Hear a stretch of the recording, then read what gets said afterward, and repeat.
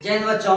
तो चलिए आज के वीडियो में मैं आप सबों को 2025 का जो आपका एग्जाम फरवरी 17 से स्टार्ट है उसमें मैथ का जो एग्जाम है उसके लिए मैं थोड़ी सी टिप्स बताता हूँ। ध्यान से सुनिएगा कि अभी आपको करना क्या है। अब एग्जाम है, अब आप पूरा मैथ का रिवाइज नहीं कर पाएंगे, इसलिए मैं 5 नंबर या में क्या क्या पूछेगा उसको मैं बताने के लिए मैं चाह रहा हूँ।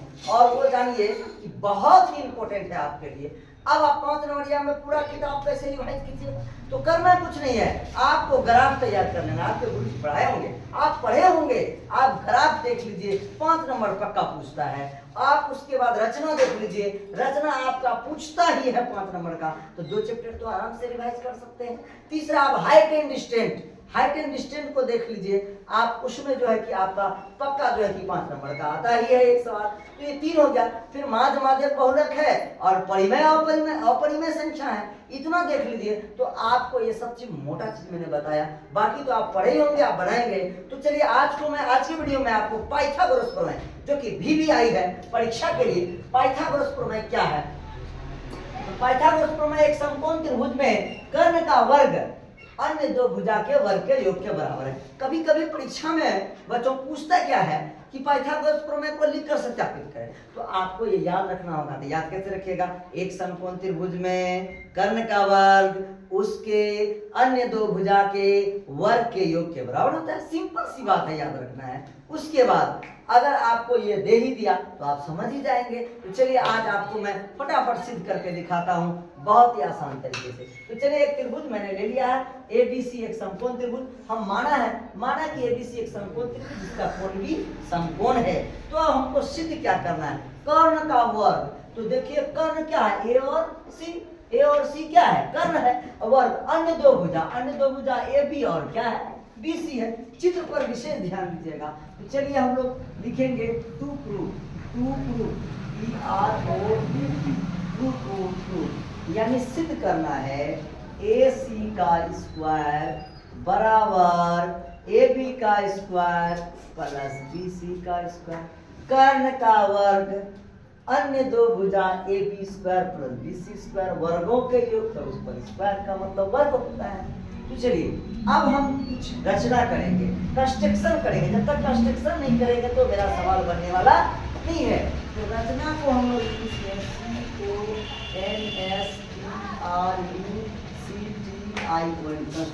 बोलते हैं। रचना क्या करना है, बी से हमको एक लंब डालना है, किस पर, AC पर, और इसको मान लेंगे हम D। जब ये बेटा लंब डालेंगे तो यहाँ पर ये कितना डिग्री होगा, समकोण। अब जब लंब डाले तो ये त्रिभुज कट हो गया, एक बड़ा वाला, एक ये और एक ये, 3 त्रिभुज हो गया। तो अब हम सिद्ध करेंगे, तो यहाँ पर क्या करेंगे, B और D, लंब का ये चिन्ह है BD लंब, इस पर डाले AC डाला, BD लंब AC डाला। ये बात को ध्यान में रखेंगे, BD लंब हमने क्या डाला, AC डाला।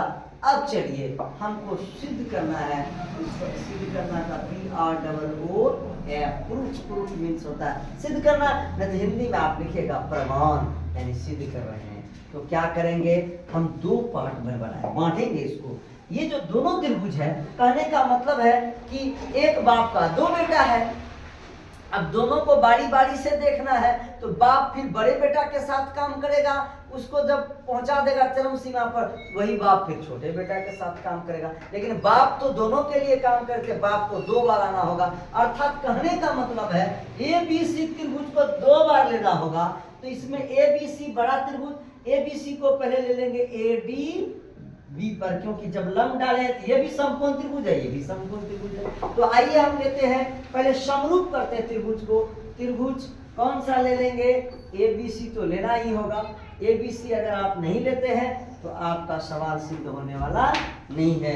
तो चलिए त्रिभुज लेंगे, त्रिभुज ABC एंड त्रिभुज कौन सा, चलिए बड़ा बेटा को लीजिए पहले, ADB, इधर भूल जाना है, यहाँ से काम करना है, ADB बी, ये दो त्रिभुज हो गया। अब समरूप कैसे करेंगे? दो कोण या दो भुजा, तो इसमें कोण लेते हैं। देखिए त्रिभुज ए बी सी में ये ए कोण ए, और त्रिभुज ए डी बी में भी आ रहा है कोण ए। ये वही कोण दो त्रिभुज को दर्शाए उसको उभयनिष्ठ कहते हैं और वो बराबर होता है। तो चलिए हम लोग लेंगे कोण ए बराबर कोण ए, और यहाँ लिखेंगे क्यों? हमने कहा उभयनिष्ठ। क्या होता है? उभयनिष्ठ। उभयनिष्ठ का मतलब ये हो गया कि दोनों के लिए आ गया उभयनिष्ठ। तो उभयनिष्ठ हो गया एक कोण। अब दूसरा क्या लेंगे? ए बी सी में ये वाला कोण देखिए बेटा 90 डिग्री दिख रहा है, ध्यान से देखिए चित्र पर। ए डी बी में ये वाला कोण 90 डिग्री दिख रहा है, तो जब 90-90 बराबर हो जाएगा तो लिखेंगे कोण ए बी सी। बीच में जो रहता है वही कोण को दिखाता है, कोण ए डी बी का है भाई समकोण। 90 डिग्री को हम लोग क्या कहते हैं? समकोण। क्या कहते हैं? दो को ले लिए तो हो गया, तो दो लिए तो दोनों कोण लिए, कोण को इसमें एंगल कहा जाता है। और आप पढ़े होंगे इसको ए हम कह सकते, ए समरूपता। समरूपता से त्रिभुज ए बी सी, समरूप का ये चिन्ह है त्रिभुज ए डी बी, दोनों त्रिभुज सर्वांगसम। अब आपको याद रखना है कि सम और सर्वांगसम त्रिभुज के जो संगत भाग होते हैं वो समानुपाती होते हैं। तो इसलिए हम क्या करेंगे कि ए बी सी में देखिए ए बी सी में कर्ण कौन आएगा? ए और सी, तो हम ले लेंगे ए सी, और जस्ट इसका संगत भुजा तो कर्ण है, तो दूसरे त्रिभुज का भी कर्ण लेना है। तो दूसरा त्रिभुज हम कौन सा लिए हैं? A D B. जरा ध्यान देना, ए डी बी में कर्ण हमारा क्या हो रहा है? ये समकोण हो गया, इसका सम्मुख भुजा 90 डिग्री का जो कोण होता है उसका सम्मुख भुजा कर्ण होता है, ए और बी हो जाएगा। इसका कर्ण ए बी समानुपाती बराबर।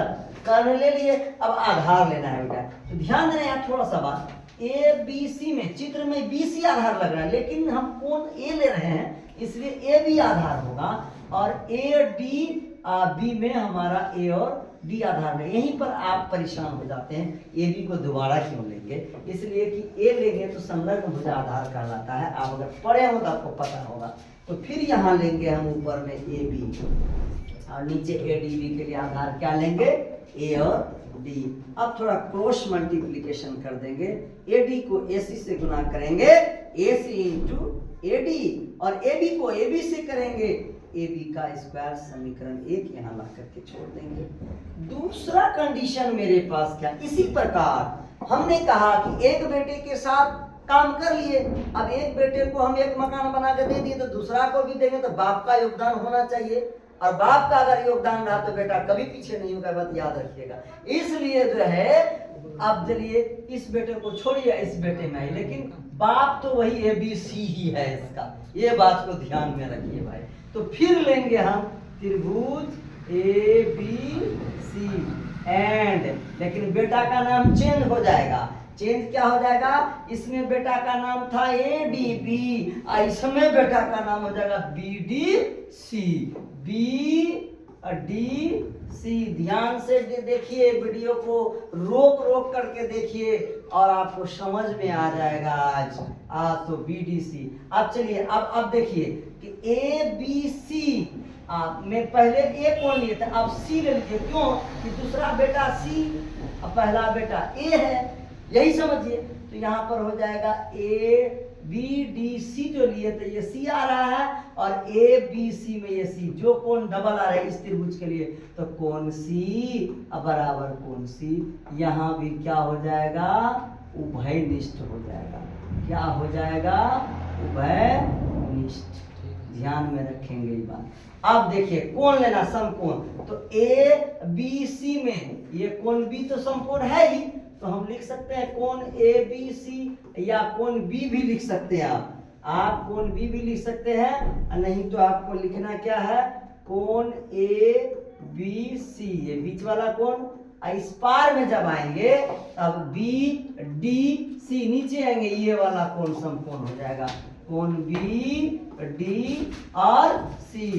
काहे भाई 90 डिग्री, उसको हिंदी में क्या बोलते हैं, समकोण। अब देखिए दो कोण इसका भी ले लिए तो हम लिखेंगे ए समरूपता, समरूपता से त्रिभुज कौन सा, ए बी सी, समरूप का चिन्ह देंगे त्रिभुज अब B D C, B D C. कुछ बच्चे क्या करते हैं डायरेक्ट लिख देते हैं बी डी सी, अरे भाई उसको दिखाना पड़ेगा कि आखिर समरूप है तो कैसे, तो इसको जो है बी डी सी। अब इसमें विसंगत भाग, तो हम अभी क्या करेंगे, ए बी सी में अगर कर्ण लेते हैं तो इसमें भी कर्ण हमारा ए सी हो जाएगा, बट लेकिन दूसरे बेटे का लिए है तो बी डी सी में ये कौन सा, तो कर्ण बी सी होगा, ये ध्यान में रखिए, यहीं पर यहाँ हो जाएगा बी सी।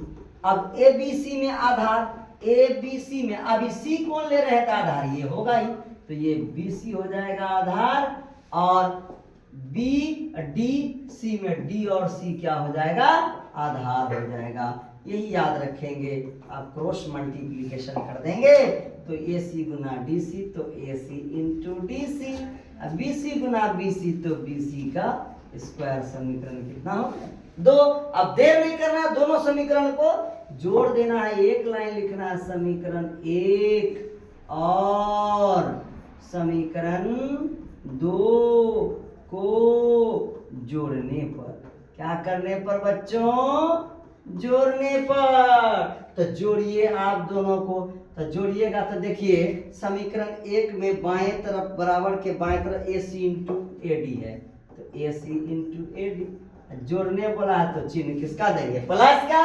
अब इसका देखिए समीकरण 2 में बाएं तरफ आपको क्या दिया है, ए सी इंटू डी सी, बाएं तरफ हो गया, और दाहिने तरफ को दाहिने तरफ जोड़ेंगे, यहाँ ए बी का स्क्वायर अब प्लस यहाँ क्या आ गया, बी सी का स्क्वायर। चलिए ए बी का स्क्वायर बी सी का स्क्वायर जो हमको सिद्ध करना है, यहाँ देख लीजिए, ये हमारा बाएं दाएं तरफ हो गया, बाएं तरफ देखना, देखते हैं बेटा इसमें यहाँ भी ए सी और यहाँ भी ए सी, तो दोनों जगह रहे तो कॉमन आ जाएगा, तो बचा क्या यहाँ ए डी और प्लस यहाँ क्या बचा डी सी, यहाँ बचा क्या A B square plus B C square.